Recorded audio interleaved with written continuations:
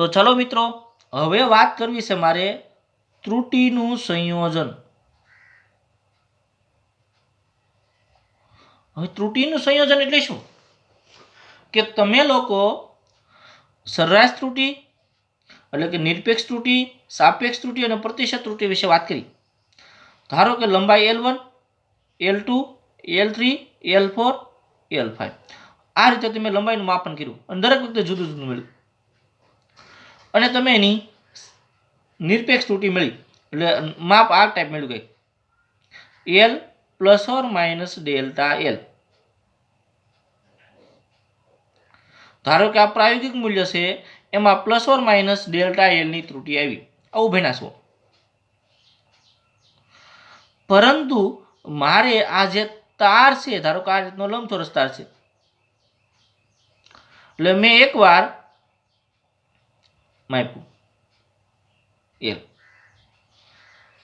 પછી પહોળાઈ માપી, આ લંબાઈ માપીને પહોળાઈ માપી અને એના ક્ષેત્રફળમાં ત્રુટિ પૂછી હોય તો મારે બેયનો ગુણાકાર કરવો પડે મિત્રો.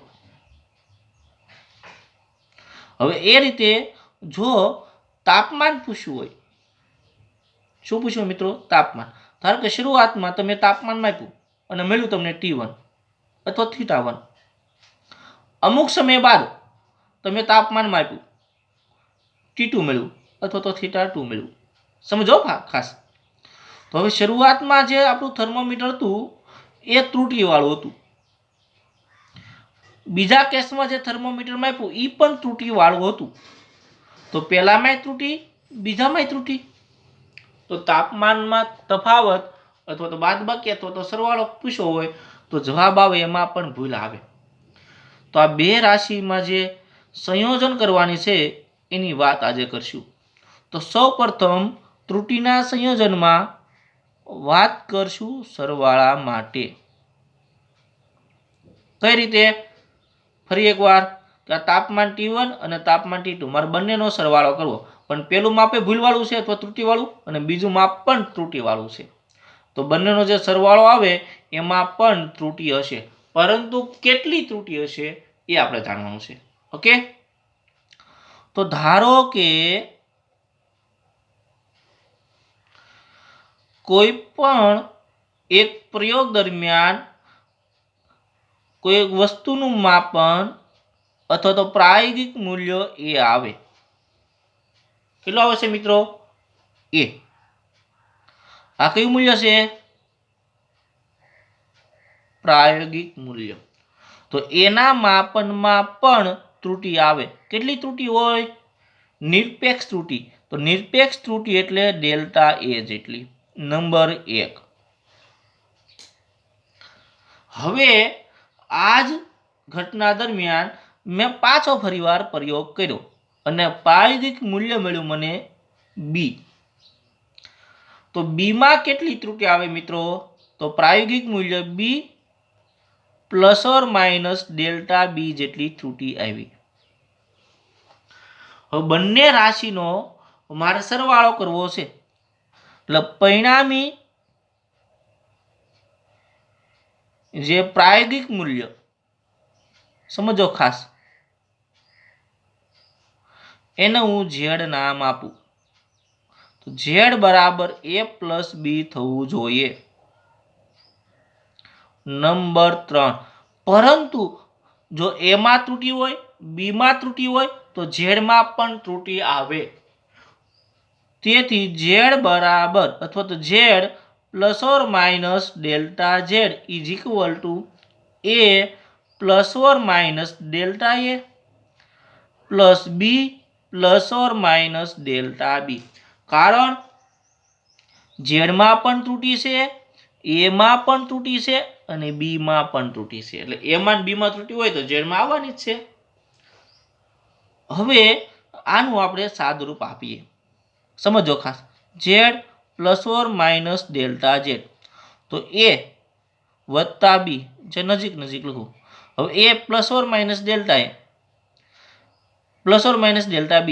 તો એનું જો મારે માપ લખવું હોય તો plus delta A plus delta B plus delta A, હવે માઇનસનો વારો લઉં, માઇનસ ડેલ્ટા B જો હજી એકવાર તમને સમજાય, હું એ ને હું પ્લસ લઉં છું, અહીંયા પ્લસ ઓર માઇનસ એટલે બે માપ આવ્યા, એટલે delta A plus delta B plus delta A plus delta B minus.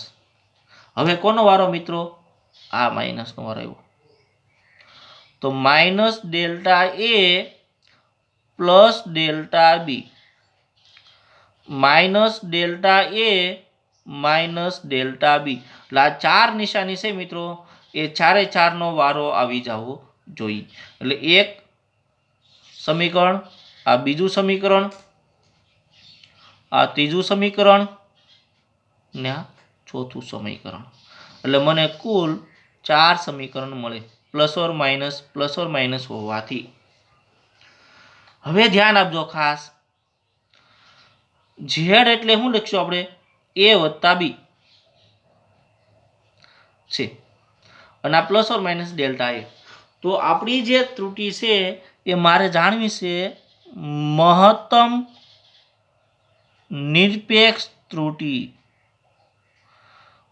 ખાસ શબ્દ સમજો મિત્રો, મહત્તમ નિરપેક્ષ ત્રુટિ. તો આપણું જે સમીકરણ છે આ પહેલું, બીજું, ત્રીજું અને ચોથું, 4 સમીકરણમાં કયા સમીકરણમાંથી મહત્તમ ત્રુટિ મળે? તો તમે સરળતાથી જવાબ આપી શકો. કયા સમીકરણ મળશે મિત્રો?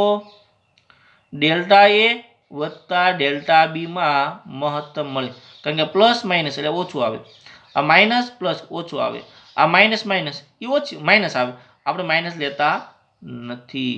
તો જે ત્રુટિના જે 4 વેલ્યુ મળી છે એ 4માંથી આપણે કયું ધ્યાનમાં રાખશું મિત્રો?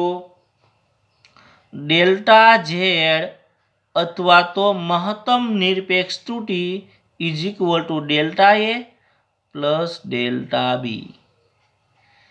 કારણ કે બે ત્રુટિવાળાનો સરવાળો કરવાથી આપણને મહત્તમ ત્રુટિ મળે એ ડેલ્ટા એ પ્લસ ડેલ્ટા બી થાય. તો હવેનો જે પ્રશ્ન છે આપણો કે ઝેડ બરાબર એ વત્તા બી, તો એમાં મેક્સિમમ ત્રુટિ કેટલી આવશે? Delta A delta Z is equal to delta A plus delta B. તો આ રીતે તમારે સરવાળા માટે મહત્તમ ત્રુટિ મેળવવાની છે. જેમનું એક્ઝામ્પલ કરીએ. ધારો કે લંબાઈનું માપન 3 પ્લસ ઓર માઇનસ 0.2 મીટર છે. આ પેલા માપન એટલે 3 મીટરની લંબાઈ છે અને પ્રાયોગિક મૂલ્ય દરમિયાન 0.2 ની ત્રુટિ છે. અને બીજી લંબાઈનું માપન કરવામાં આવે તો 4 મીટર લંબાઈ છે અને પ્લસ ઓર માઇનસ 3.3 મીટરની ત્રુટિ છે. હવે બંનેનો મને સરવાળો પૂછો, એટલે ઝેડ બરાબર L1 પ્લસ L2, અથવા તો ઝેડને હું L વડે દર્શાવી દઈશ. તો 3 પ્લસ ઓર માઇનસ 0.2 વત્તા 4 પ્લસ ઓર માઇનસ 0.3, તો આ 3 ને 4 7 થાય. પરંતુ નિરપેક્ષ ત્રુટિ કેટલી આવશે? તો નિરપેક્ષ ત્રુટિ મિત્રો હંમેશા સાપેક્ષ ત્રુટિ, પ્રથમની નિરપેક્ષ ત્રુટિ અને બીજાની નિરપેક્ષ ત્રુટિ, પ્રથમની નિરપેક્ષ ત્રુટિ 0.2, બીજાની નિરપેક્ષ ત્રુટિ 0.3, તો એનો હંમેશા સરવાળો થાય. એટલે 0.3 વત્તા 0.2 એટલે કેટલી આવશે મિત્રો? 0.5 આવશે. તો આવો એક્ઝામ્પલ તમને એક્ઝામમાં આવી શકે છે. ઓકે, તો યાદ રાખજો, સરવાળા માટે હંમેશા નિરપેક્ષ ત્રુટિનો સરવાળો થાય. નિરપેક્ષ ત્રુટિનો સરવાળો થાય, યાદ રાખજો. આ એક લીટી છે અથવા તો આ એક શબ્દ સરવાળો, એ તમને 4 માર્ક્સ નીટમાં અથવા જીમાં અપાવી શકે છે. ઓકે, હવે આ જ વસ્તુ જો મને બાદબાકી પૂછી હોય તો બાદબાકી માટે પણ આ જ થિયરી વાપરશું. કઈ રીતે જોઈએ? બાદબાકી માટે મિત્રો ધારો કે પ્રાયોગિક મૂલ્ય એ આપણે જે ભણ્યા છે તે જ રીતે એમાં ત્રુટિ આવી ડેલ્ટા એ ની, પ્રાયોગિક મૂલ્ય બી, એમાં ત્રુટી આવી ડેલ્ટા બીની. પરંતુ મારે પહેલું પ્રાયોગિક મૂલ્ય અને બીજું પ્રાયોગિક મૂલ્ય બંનેનો તફાવત જાણવો છે, એટલે એ માઇનસ બી. પરંતુ એમાં ભૂલ હતી, બીમાં ભૂલ હતી, તો ઝેડમાં પણ ભૂલ એટલે કે ત્રુટી આવે. A plus or minus delta A minus B plus or minus delta B. હવે માઇનસ નિશાની હું અંદર લઈ જાઉં. A plus or minus delta A minus B, આ પ્લસ એ માઇનસ થાય અને માઇનસ એ પ્લસ થાય, ડેલ્ટા બી.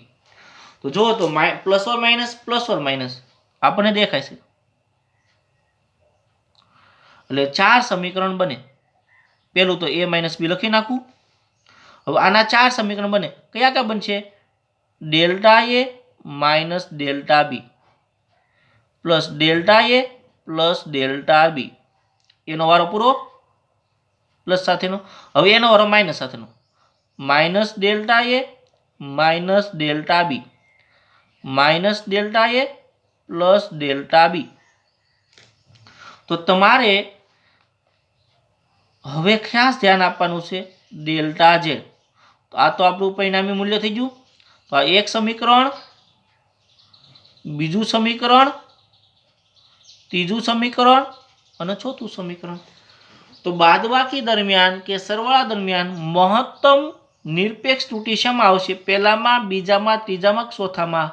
તો આપણે જવાબ આપી કે સરળતાથી બીજામાં મિત્રો.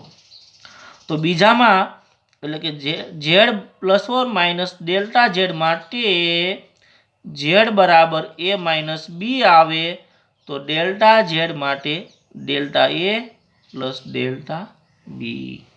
હવેનો જે નિયમ છે એ હંમેશને માટે મગજમાં કેદ. સરવાળો કે બાદબાકી,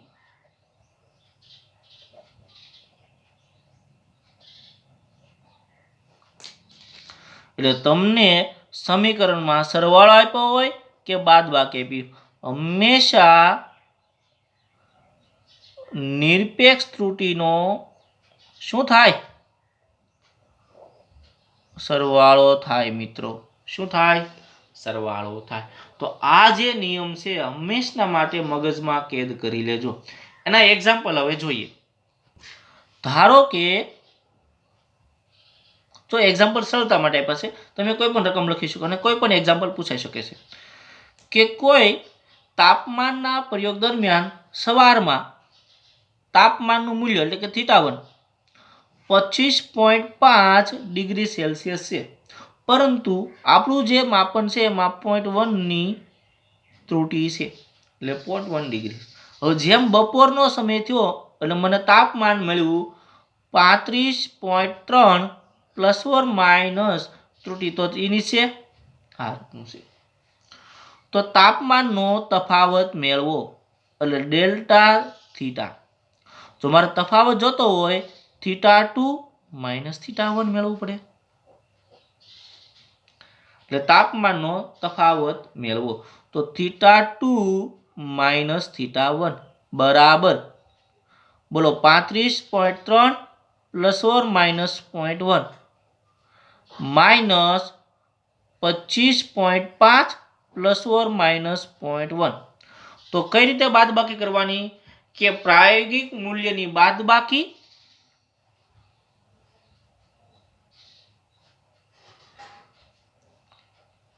અને નિરપેક્ષ ત્રુટિનો સરવાળો. નિરપેક્ષ ત્રુટિનો સરવાળો. તો જો બાદબાકી હોય તો બાદબાકી પ્રાયોગિક મૂલ્યમાં અને સરવાળો હોય તો સરવાળો પ્રાયોગિક મૂલ્યમાં, પરંતુ નિરપેક્ષ ત્રુટિમાં હંમેશા સરવાળો.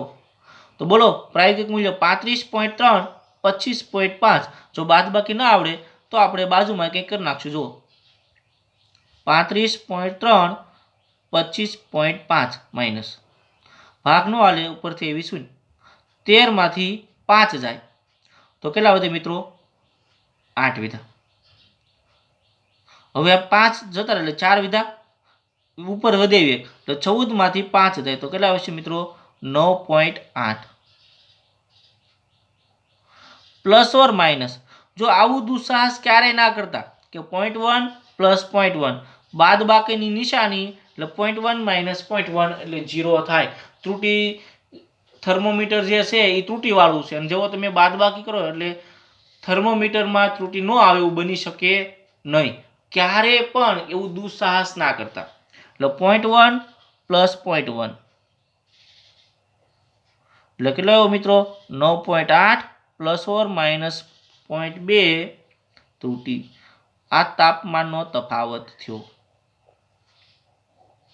હવે મને આમાં જ પ્રશ્ન પૂછી નાખે કે આનું સાપેક્ષ મૂલ્ય મેળવો, આનું પ્રતિશત મૂલ્ય મેળવો.